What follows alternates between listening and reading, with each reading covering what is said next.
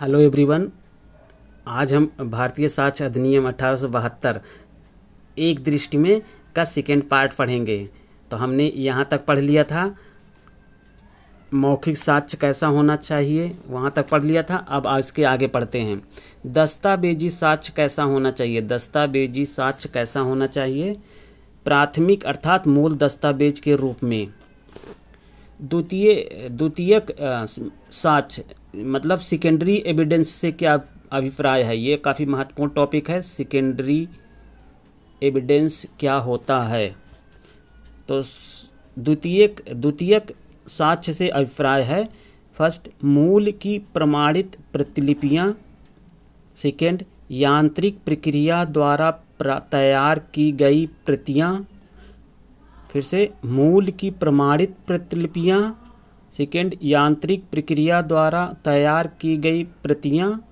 Third, मूल से तुलना करके बनाई गई प्रतियां। फोर्थ, प्रतिलेख। फिफ्थ, मौखिक वृत्तांत।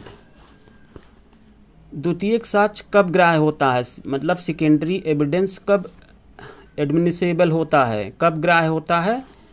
तो फर्स्ट, जब मूल दस्तावेज विपक्षी के कब्जे में हो। ये काफ़ी इंपॉर्टेंट टॉपिक है भाई। द्वितीयक साक्ष्य कब ग्राह्य होता है? तो जब मूल दस्तावेज विपक्षी के कब्जे में हो। सेकेंड, खो गया हो, मतलब मूल दस्तावेज खो गया हो या नष्ट हो गया हो या स्थानांतरित किए जाने योग्य न हो। जैसे कोई शिलापट होता है जो पत्थर का बना होता है, तो कहीं पर लगा होता है, तो अब उसको उठा के तो लाया नहीं जा सकता है, तो उसका जैसे फ़ोटो वगैरह उसका सेकेंडरी एविडेंस भी मान्य होता है। और फिफ्थ, जब मूल की अंतर वस्तुओं एवं अस्तित्व को स्वीकार कर लिया गया हो। लोक दस्तावेज क्या होता है? पब्लिक डॉक्यूमेंट क्या होता है? तो वह दस्तावेज लोक दस्तावेज हैं जो फर्स्ट, प्रभुत्ता संपन्न प्राधिकारी के। सेकेंड, शासकीय निकायों एवं अधिकरणों के। थर्ड, विधायी, न्यायिक एवं कार्यपालक ऑफिसरों के कार्यों के अभिलेख के रूप में हैं। शेष सभी दस्तावेज प्राइवेट दस्तावेज हैं। तो लोक दस्तावेज क्या होता है? लोक दस्तावेज क्या है? तो वह दस्तावेज लोक दस्तावेज हैं जो प्रभुता संपन्न प्राधिकारी के, शासकीय निकायों एवं अधिकरणों के, विधायी, न्यायिक एवं कार्यपालक ऑफिसरों के कार्यों के अभिलेख के रूप में होते हैं, वो लोक दस्तावेज होते हैं। और शेष सभी दस्तावेज प्राइवेट दस्तावेज हैं। तो किन दस्तावेजों के सम्यक निष्पादन एवं हस्ताक्षरित होने की उपधारणा की जा सकती है? किन दस्तावेजों के सम्यक निष्पादन एवं हस्ताक्षरित होने की उपधारणा की जा सकती है? तो जो 30 वर्ष पुराना हो एवं उचित अभिरक्षा में पेश किया गया हो। संदिग्धता कितनी प्रकार की होती है? संदिग्धता कितनी प्रकार की होती है? संदिग्धता 2 प्रकार की होती है। एक, प्रत्यक्ष संदिग्धता एवं अप्रत्यक्ष संदिग्धता। तो प्रत्यक्ष संदिग्धता क्या होती है?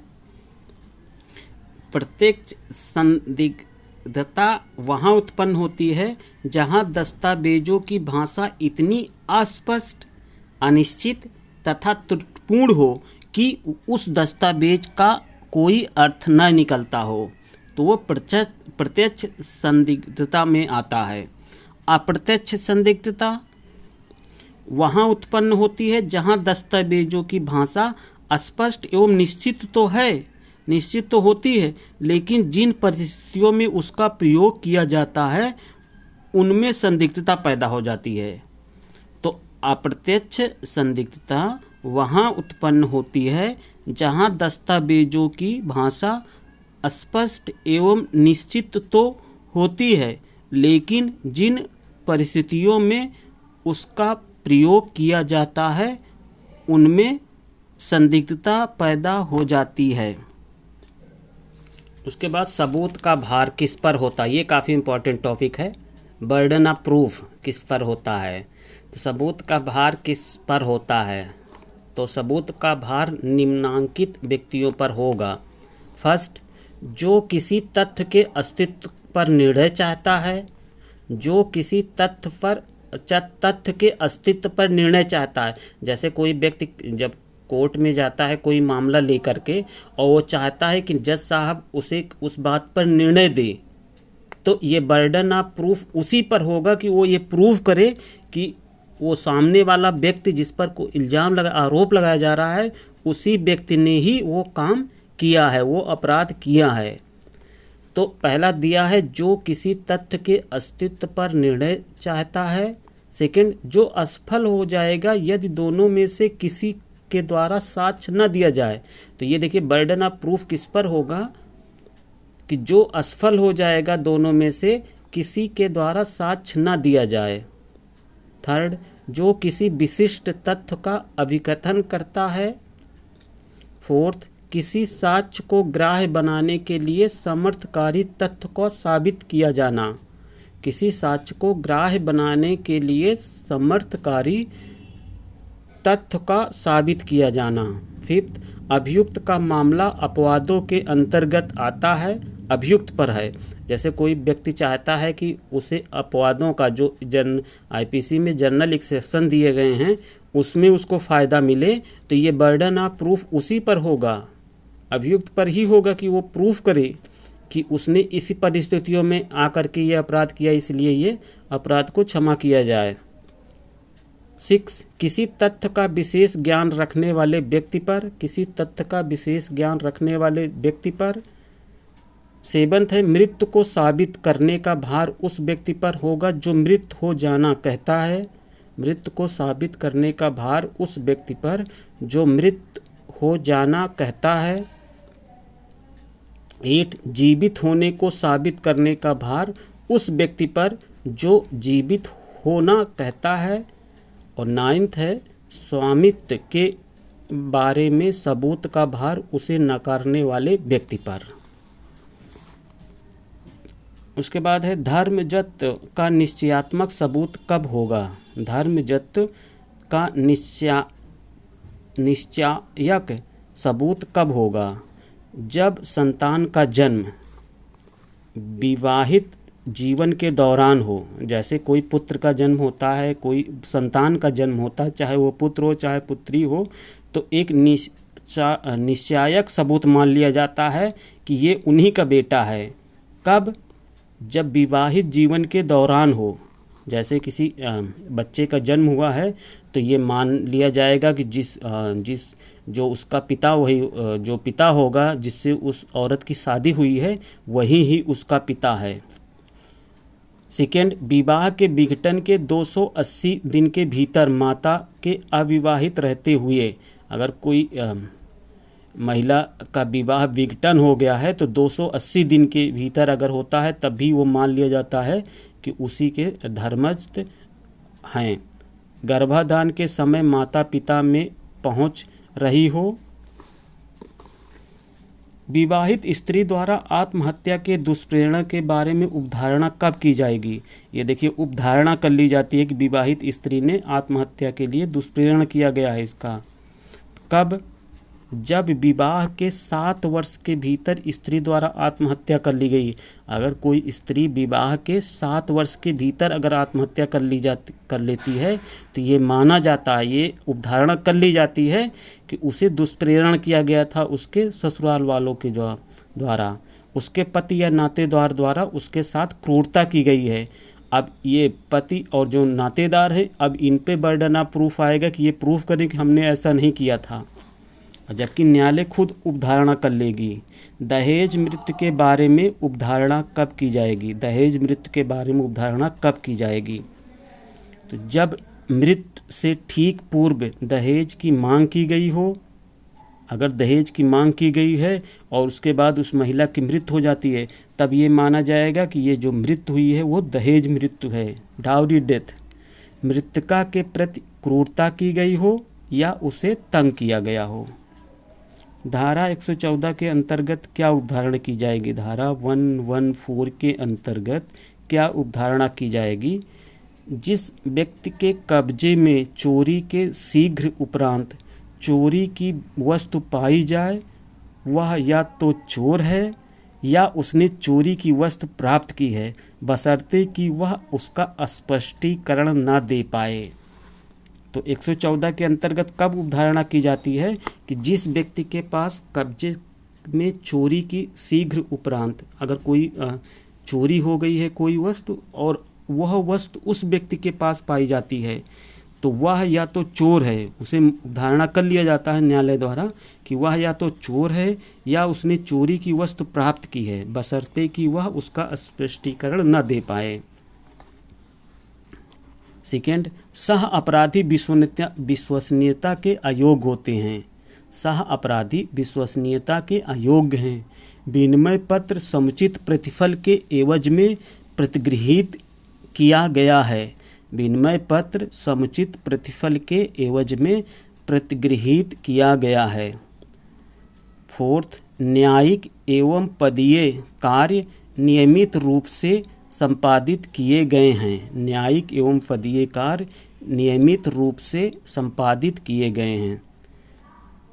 फिफ्थ, विशिष्ट मामलों में कारोबार के समान अनुक्रम का अनुसरण किया गया है। विशिष्ट मामलों में कारोबार के सामान्य अनुक्रम का अनुसरण किया गया है। विबंध स्टोपल क्या है? ये भी काफ़ी इम्पोर्टेंट टॉपिक है। विबंध क्या है?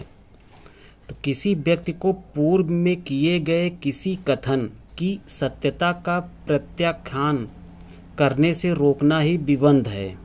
तो विबंध क्या है? किसी व्यक्ति को पूर्व में किए गए किसी कथन की सत्यता का प्रत्याख्यान करने से रोकना ही विबंध है।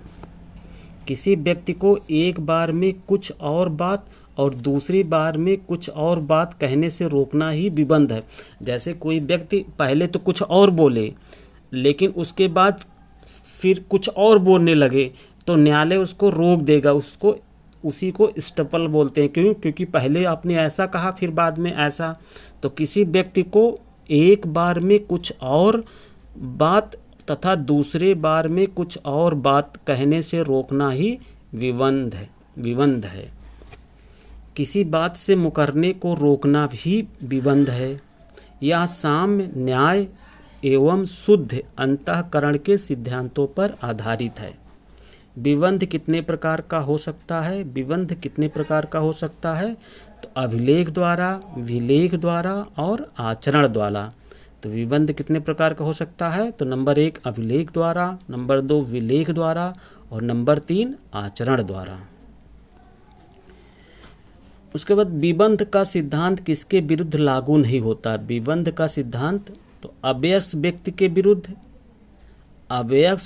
के विरुद्ध और संविध के विरुद्ध, स्टैट्यूट के विरुद्ध।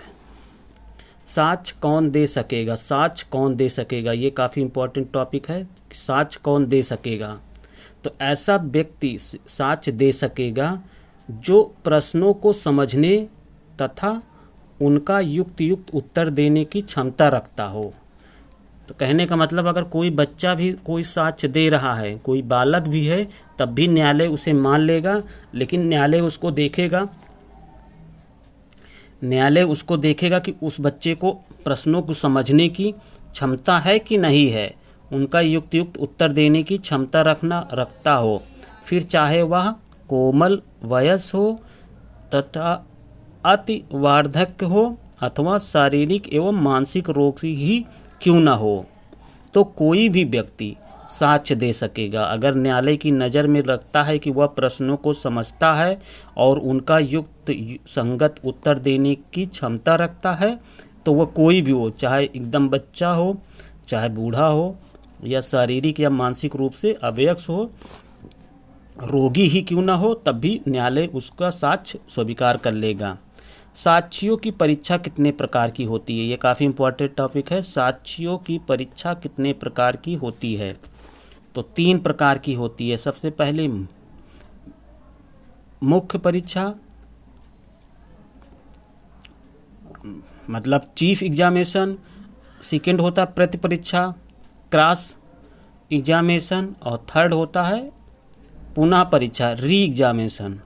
जैसे कोई व्यक्ति न्यायालय में जब कोई गवाही देने जाता है तो जो जिसकी तरफ से जाता है वो वकील उससे पूछता है तो उसे मुख्य परीक्षा कहते हैं, और जब विपक्षी वकील लॉयर जो होता है वो प्लीडर जब पूछता है तो वो प्रति परीक्षा होती है, और अगर उस मुख्य परीक्षा या प्रति परीक्षा से आवश्यकता पड़ती है तो फिर पुनः परीक्षा, री एग्जामिनेशन दिया जाता है।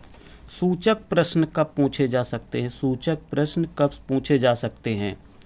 तो पहला है प्रति परीक्षा में, सेकंड न्यायालय की अनुज्ञा से मुख्य परीक्षा एवं पुनः परीक्षा में। अगर न्यायालय अनुमति दे तो मुख्य परीक्षा या पुनः परीक्षा में पूछा जा सकता है।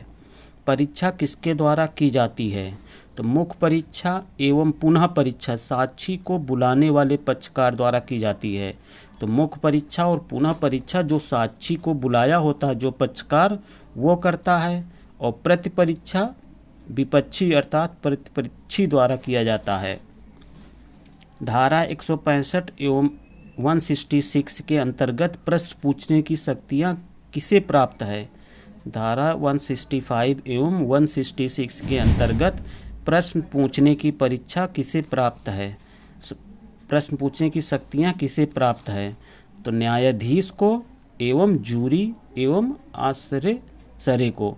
तो इस प्रकार आपने देखा कि इंडियन एविडेंस एक्ट को अगर हम एक दृष्टि में देखें तो जो मेन चीज़ है, मेन बातें हैं, मेन फैक्ट हैं, वो सब हमने आपको बता दिया। तो अगर आप एक दो बार इसको पढ़ लेंगे तो आपके हर एग्ज़ाम में ये बहुत सहायक होगा। तो आशा करते हैं कि आप इसको एक दो बार पढ़ लेंगे।